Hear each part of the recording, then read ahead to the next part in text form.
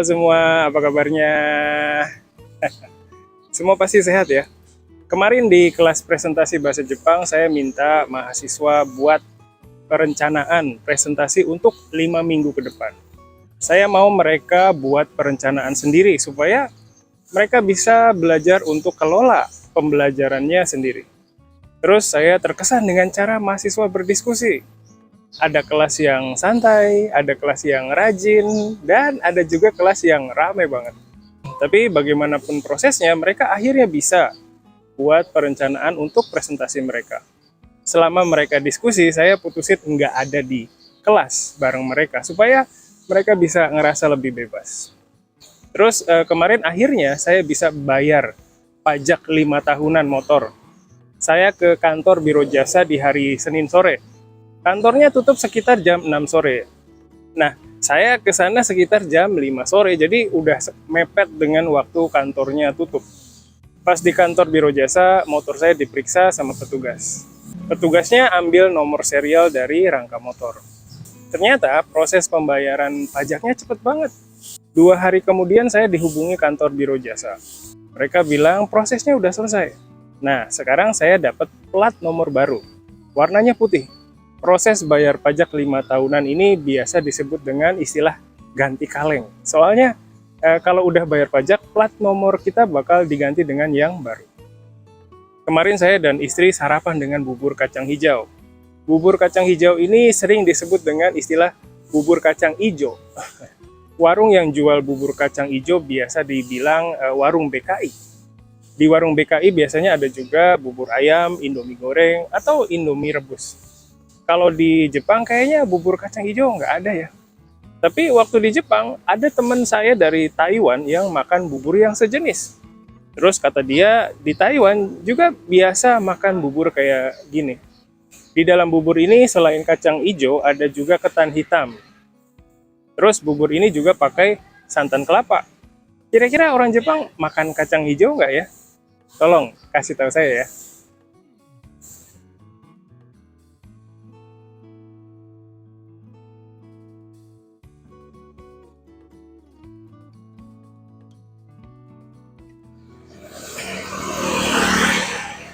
Oke. Oke, itu tadi cerita keseharian saya. Beberapa hari ini di berita TV sering muncul berita tentang ranjau paku. Ranjau paku adalah paku yang disebar di jalan oleh oknum supaya ban mobil atau motor tertusuk paku itu dan bannya jadi kempes.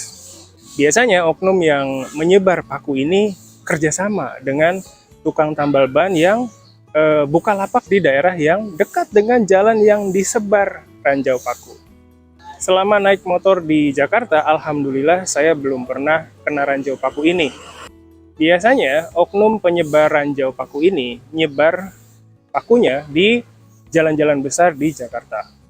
Misalnya Jalan Gatot Subroto dan Jalan MT Haryono yang ada di daerah Jakarta Selatan. Jalan-jalan itu banyak dilewati motor dan mobil. Apalagi kalau jam masuk kantor atau pulang kantor.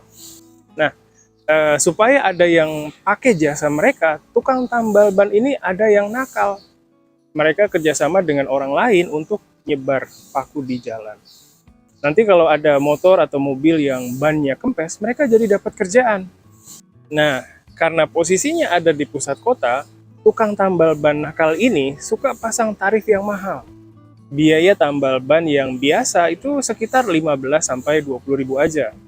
Tapi kalau tukang tambal ban nakal, mereka suka tarik biaya lebih mahal. Misalnya 2 atau bahkan 3 kali lipat dari harga biasa.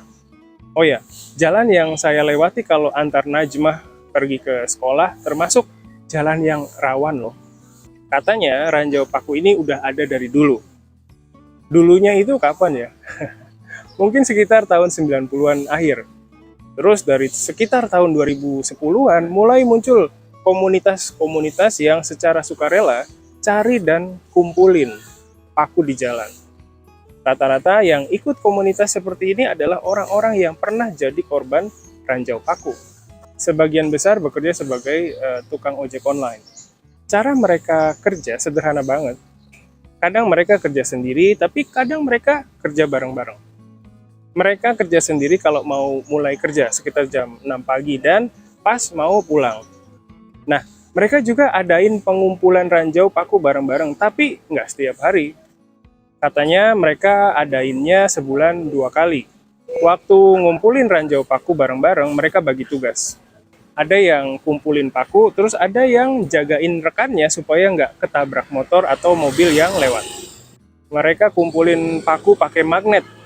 Magnetnya diikat ke tali, terus mereka pegang talinya supaya magnetnya dekat dengan permukaan jalan. Ada yang kumpulin paku dengan jalan kaki, ada juga yang sambil naik motor. Terus ada juga orang yang modifikasi alatnya supaya bisa dapat paku lebih banyak. Beberapa magnet dipasang di kayu yang panjang. Terus ujung kiri dan kanan kayunya dikasih roda. Kalau alat ini biasa ditarik pakai motor atau mobil ya. Terus komunitas pengumpul ranjau paku ini juga diakui sama pihak kepolisian loh. Mereka ditetapkan sebagai mitra polisi. Dari kegiatan itu katanya ada anggota komunitas yang kumpulin paku sampai 1,5 ton loh. Jumlah itu dia dapat karena kumpulin paku dari tahun 2010 sampai tahun 2016. Paku yang terkumpul katanya bisa dijual ke pengepul besi tua. Selain komunitas ini, kadang pihak kepolisian juga adain pengumpulan ranjau paku sih, tapi kayaknya nggak sesering komunitas. Oh ya, nama komunitasnya adalah komunitas Saber. Saber ini singkatan dari sapu bersih. Paku yang disebar di jalan itu ada macam-macam. Ada paku yang biasa dipakai oleh... Sudah biaya kelasnya mahal, harus beli buku pelajaran yang ditentukan sekolah, dan juga harus repot-repot pergi ke sekolahnya. Padahal sudah berusaha, tapi tetap tidak bisa berbicara bahasa Indonesia. Kalau les privat, kita harus cari guru yang cocok dengan kita. Tapi ada juga guru yang tidak bisa berbahasa Jepang. Dan terkadang, kita harus membayar uang transportasinya juga. Lagi pula, bagi orang yang tinggal di desa, akan lebih susah untuk pergi ke sekolah. Banyak yang berpikir, asalkan kita sekolah atau les privat, kita akan langsung jadi bisa berbicara. Tapi itu salah. Apa boleh buat ya? Karena memang masih sedikit sekolah yang mengajar dengan sungguh-sungguh, berkualitas, dan memenuhi harapan. Kadang-kadang, ada hal yang tidak dimengerti dan gurunya tidak bisa menjelaskan dengan baik. Dan terkadang, murid hanya mempelajari buku yang ditentukan oleh sekolah, padahal tanpa guru pun bisa dilakukan. Maka dari itu, kita buat tempat di mana orang Jepang bisa belajar bahasa Indonesia. Inilah Japanesia Live College. Guru-gurunya memiliki level JLPTN 2 ke atas. Kalian bisa belajar dengan laptop atau handphone di mana saja dan kapan saja. Bisa belajar tata bahasa, kepenulisan, lalu ada juga program free talk dan sebagainya. Pelajarannya diunggah ke website, jadi siapapun bisa menontonnya di waktu yang diinginkan. Dan tentu saja bisa diunduh agar bisa dilihat secara offline.